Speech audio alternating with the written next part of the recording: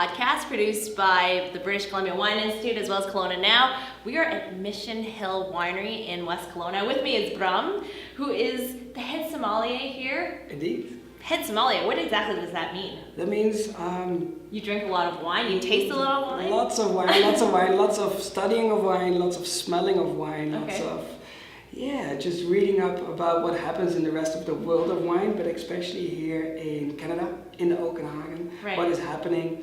And part of that is also teaching other people, and that could be anyone that comes in for a guest experience that just wants to learn a little bit more about wine. What's the difference between sweet and dry versus something that's big and red and dries out their mouth, and they don't understand really why they like something a lot or why they don't sometimes like other wines. So it's all about almost educational, getting people into drinking wines and learning about wines, obviously. Now, you were talking about some of the experiences that Mission Hill hosts here.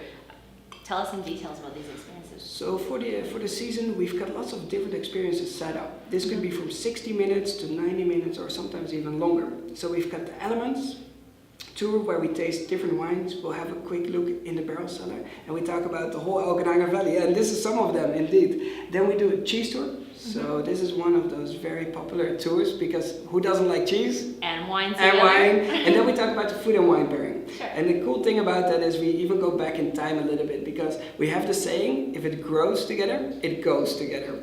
So a very typical pairing would be like a Roquefort and Sauternes in France.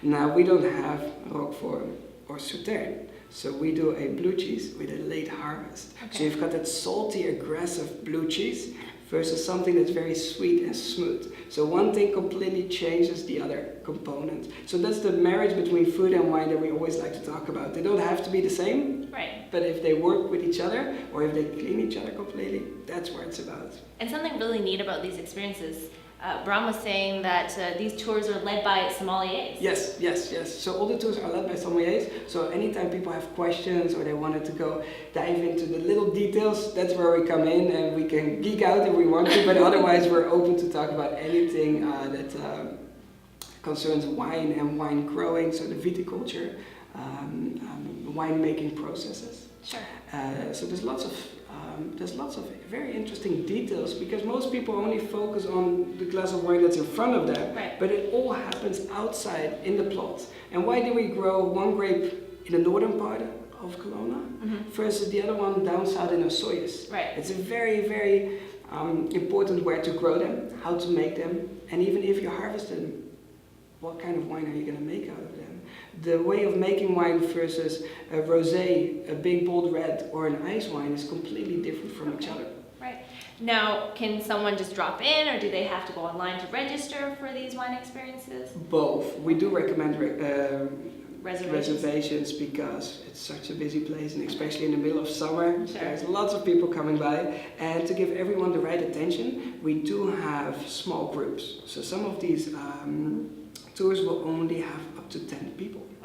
But they do leave several times a day. But anyone can just come in to the wine shop for a tasting, though. Oh yes. Tastings, we're always open to showcase people what wines we have, and we are always loving to talk about them. And there's the sommeliers and there's the retail associates that we have in the boutique, and we train them as well. They know so much about the wine that they're part of the sommelier team as well. Perfect. Thanks, Bram. So you can not only enjoy the wine, but learn a little bit about how the wine is made. And how to pair them and where they're grown, every little detail about it. Perfect. Thanks.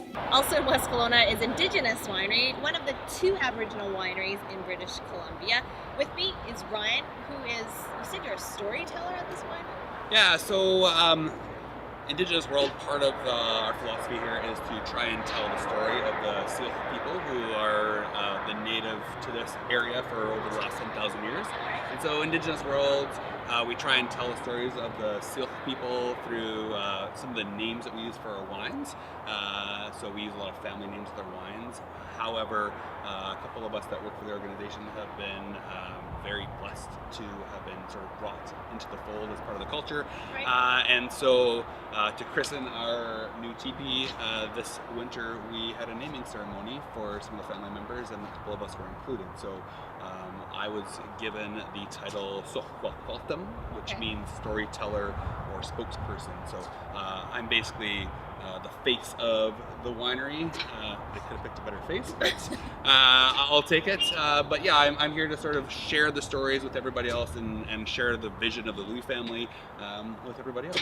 What are some of the stories that you tell?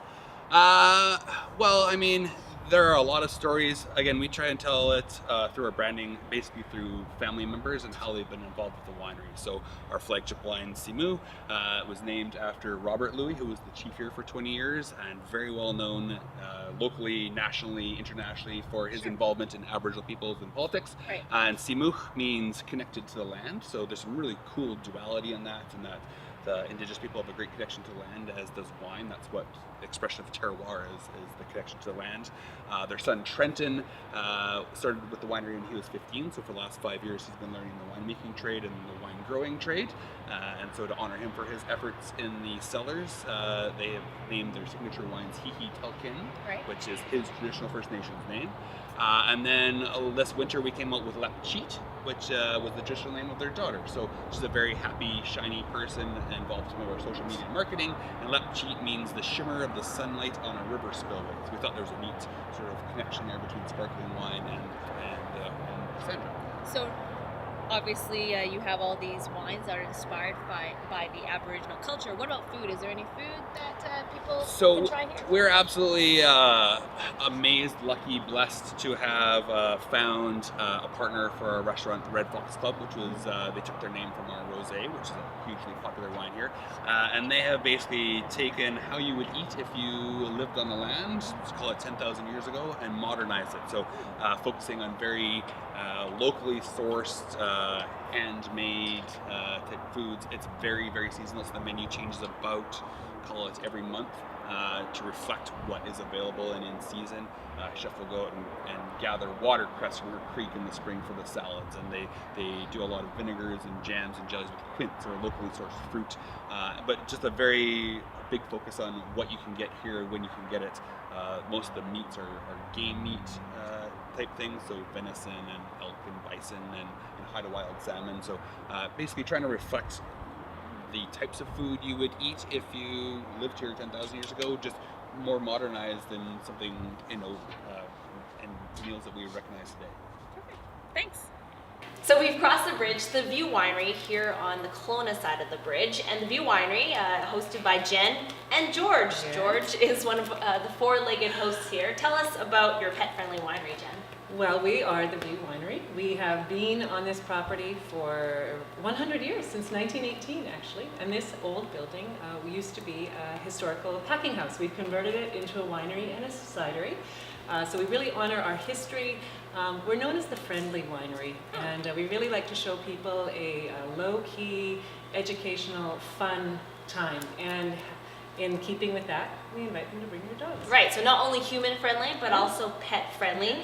And how does that work? Can people just come here with their dog on a leash? Yes, I mean, generally we welcome anyone to bring their dog with them. We hope that the dogs are obviously well trained, they're not barking, they're not messing on the floors, of course, right. And affecting anyone's wine tasting experience in a negative way. But most dogs are fantastic, and most dog owners are fantastic. So we welcome them anytime. And in September and October, we actually have events planned, especially for dog lovers, called Wine and Wags. And that takes place every Saturday afternoon throughout September and October. Okay, so throughout the summer, you can bring your dog here as long as you can keep your dog under control and maybe bring a poop bag or two. Is there a water dish? Oh, absolutely. It gets pretty hot up here, so we always have a water dish outside, right, so the dog can have their own tasting of our delicious southeast Kelowna water, while the humans have their wine tasting. Right. And that's about it. And we just, we ask that the dogs aren't aggressive. We Sure. don't want to have any fighting. We like to keep very happy zen experience up here. Is there a place where owners and their dogs can relax and enjoy a picnic? Well, actually, that's interesting that you bring that up. New this year are our vineyard experiences. So we are inviting folks into the vineyard. We will have a set out path for them to walk on. So dog owners will be welcome to do that. So you can just contact the winery for information on that, and we'll give you some more information. If you want to go one step further, you can actually have a picnic in the vineyard. We really want to bring people out to the vineyard where all the magic happens, where it all starts. Right. Now, should people bring their own food, or can they get some kind of snacks here? Yeah, so we actually ask you to book ahead, and then we do provide charcuterie and cheese platters and bread and wine, of course. Sounds fantastic. All right, so thank you very much, Jen. So not only is this winery pet friendly, but you also have pet friendly events in September and October. Check out the View website for more details. Thanks again for joining us on this edition of the BC Wine Podcast. British Columbia's wine country is here to welcome friends, families, and neighbors.